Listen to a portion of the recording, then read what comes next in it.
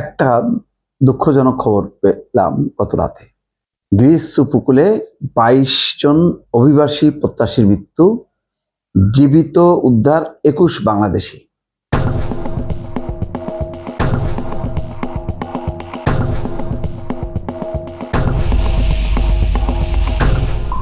বাইশ জন ইতিমধ্যে মারা গেছে।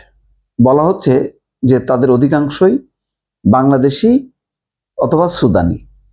বিস্তারিত সংখ্যা জানা যায়নি, কিন্তু এটা নিশ্চিত, কারণ বেঁচে গেছে জীবিত ২১ বাংলাদেশি। তার মানে ওই যানে, ওই ট্রলারে বা নৌ বোটে যারা ছিল তাদের অধিকাংশই আফ্রিকার নাগরিক আর হচ্ছে বাংলাদেশের।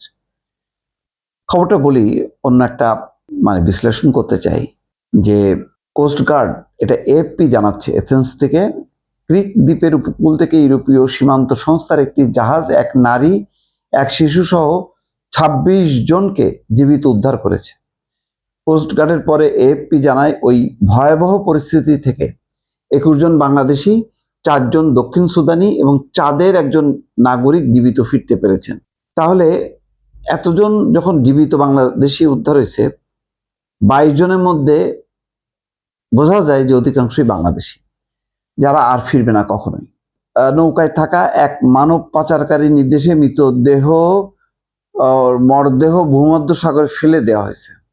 বেঁচে ফেরা ২ ব্যক্তি ক্রিক দ্বীপের একটি শহরের একটি হাসপাতালে নেওয়া হয়েছে।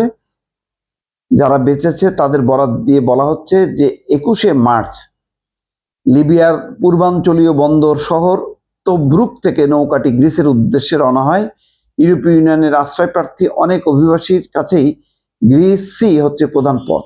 কেউ বলছেন যে এটা ইতালির উদ্দেশ্যে, এখন বোঝা যাচ্ছে যে না, এরা গ্রিসের উদ্দেশ্যে।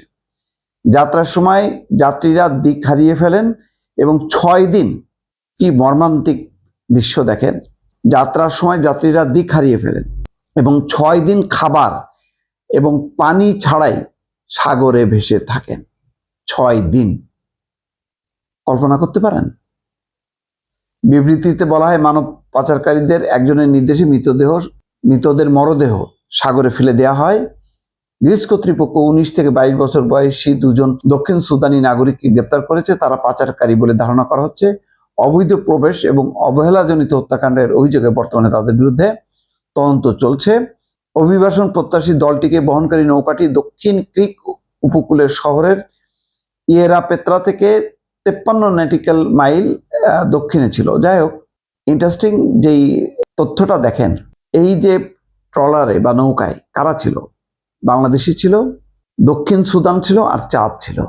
চিন্তা করতে পারেন আমাদের অবস্থানটা কোথায়? দুর্ভিক্ষ পীড়িত দেশ, আফ্রিকার দুর্ভিক্ষ পীড়িত দরিদ্র বা গৃহযুদ্ধে বিধ্বস্ত দেশ যেগুলো, তাদের সারিতে আমরা। এখানে ভারতীয় নাই, এমনকি পাকিস্তানিও নাই। আমাদের অবস্থান কোথায় বুঝছেন? আমরা কিন্তু আর এই অবস্থার বাইরে যাইতে পারলাম না। সেই হাসিনার আমল থেকে শুরু করে এই আমল বা তারও আগে সরকার যায় আসে, কিন্তু আমাদের অবস্থান থাকে কিন্তু আফ্রিকার পাশে। এটাই দর্শক আমার হলো বার্তা।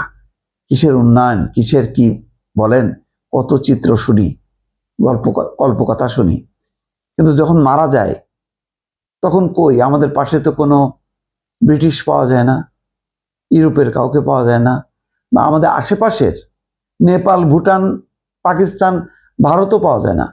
আমাদের পাশে পাওয়া যায় সেই সুদান, চাঁদ, এই সমস্ত বিধ্বস্ত দেশ। সেগুলোকে বুঝতে পারছেন আমাদের নাগরিকরা আমরা কোন অবস্থানে আছি? আর কিছু বললাম না।